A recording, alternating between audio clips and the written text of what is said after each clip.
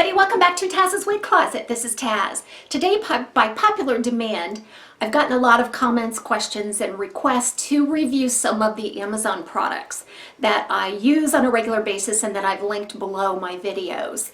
And so the biggest one that I get comments and questions about is the self-tanner that I use, the Beautisol self-tanner. And so I use a product and a method that I've arrived at, and I think it works very, very well. So I want to share that with you today.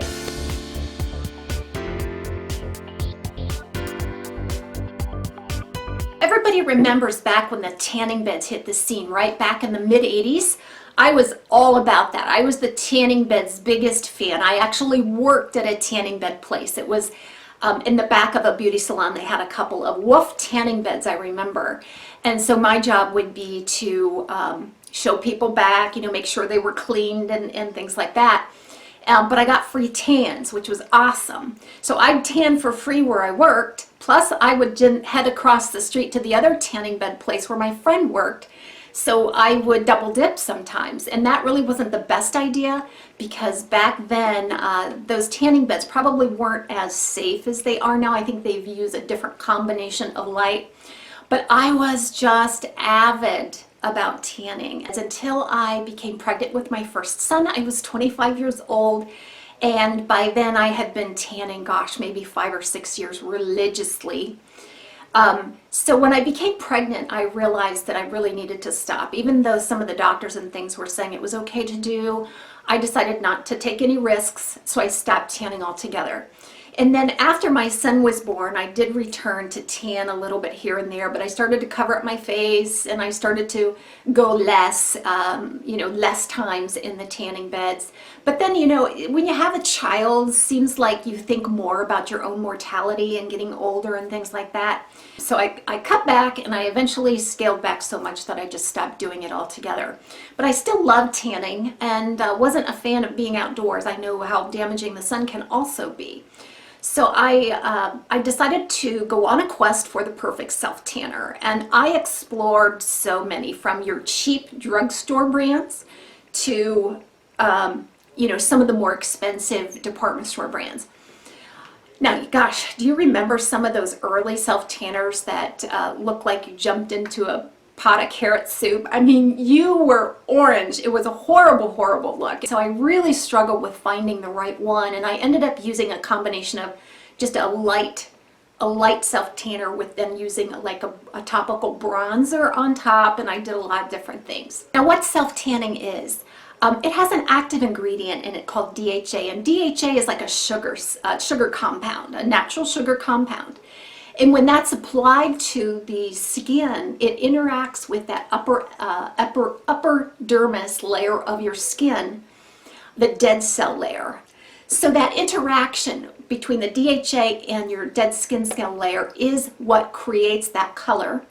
And it also creates that telltale smell of the self-tanners. About 10 years ago, I discovered a self-tanner that I have stuck with ever since.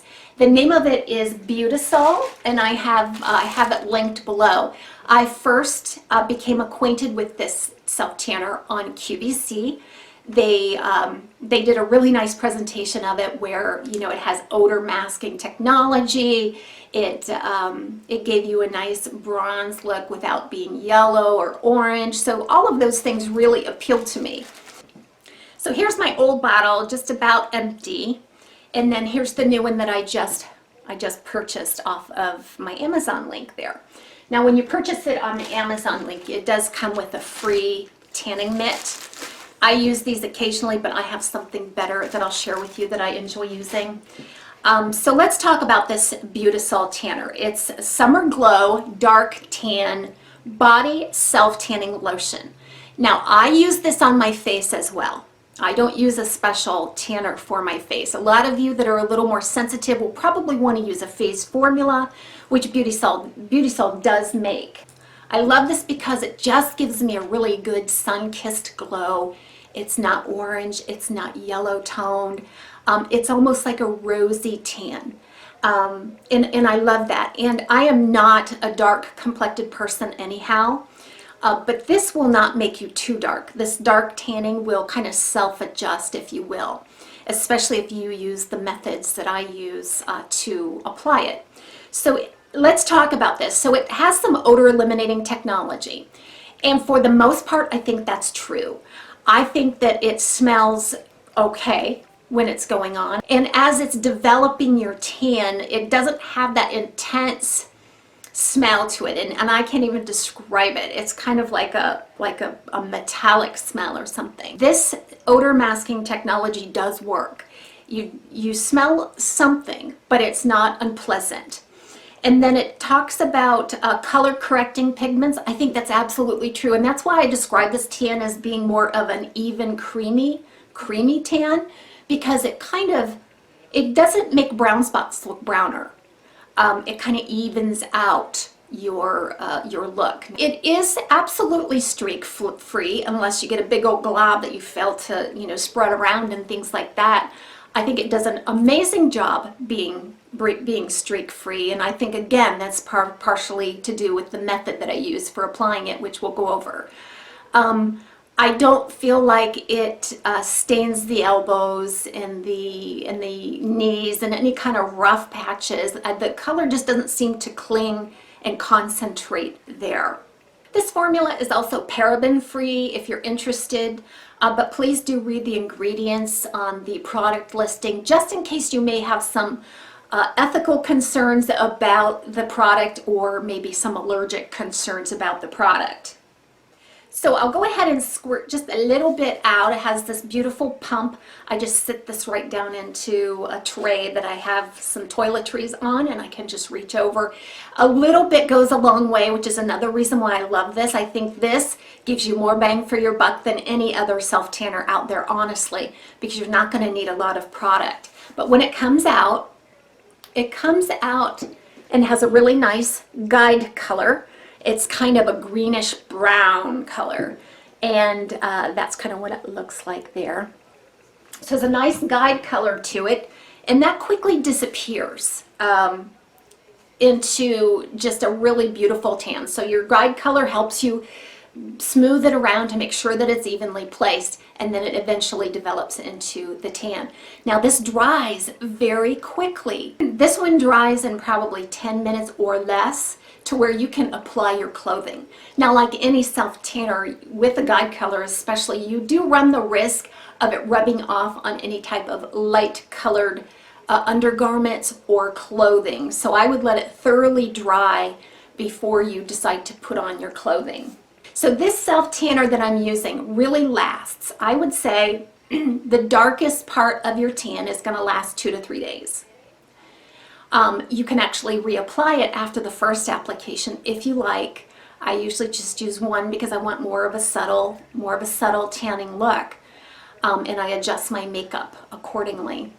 But you can use a double layer of it if you like, and it's going to last a little bit longer. I would say that in reality, I can still see a little bit of it from 4 days to 5 days, and then I'm ready to exfoliate again and apply all over again. So now that you understand the reasons why I love that Beautisol self-tanner, I'm going to talk about my method, because I think the method that I use is just as important as the product. Linked below, I have a listing for some exfoliating gloves.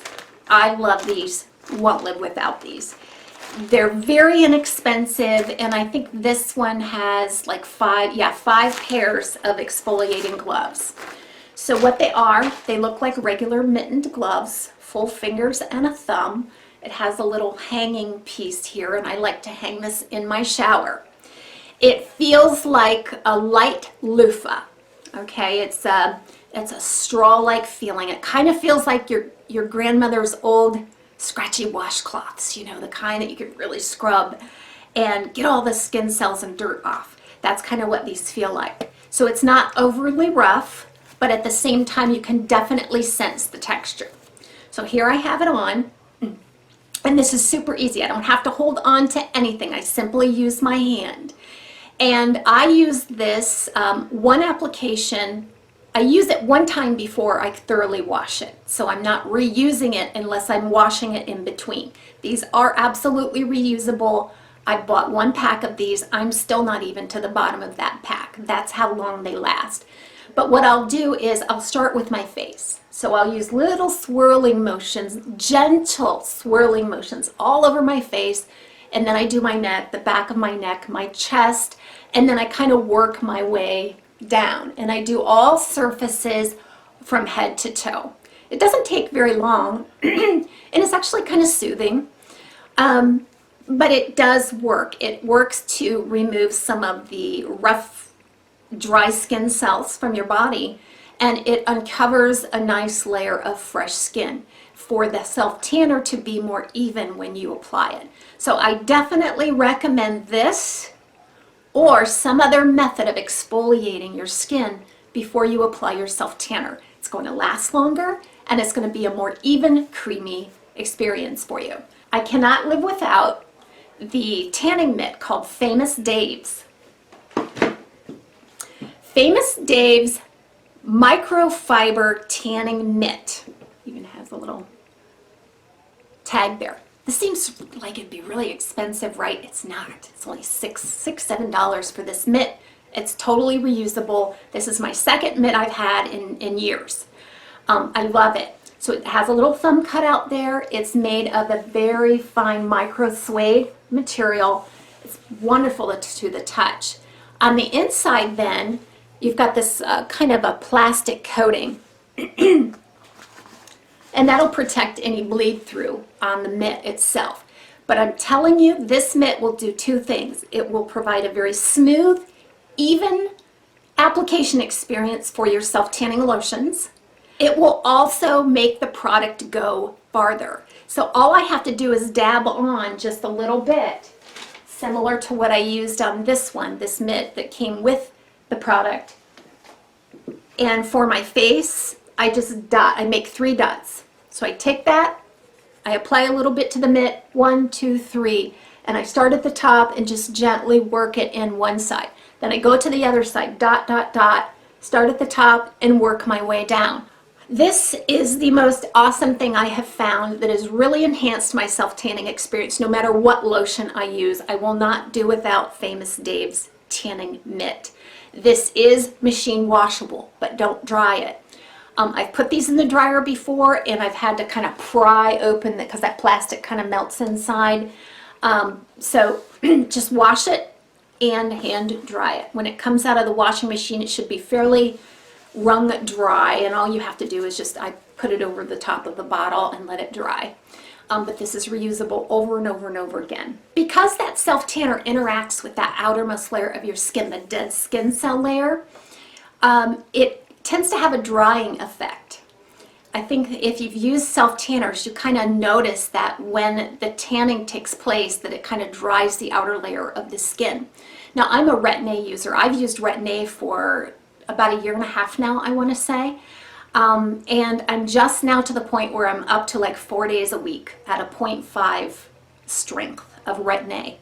Retin-A can make you peel and it can make you dry. I think we all know that, and moisturization is so important when you're using that product.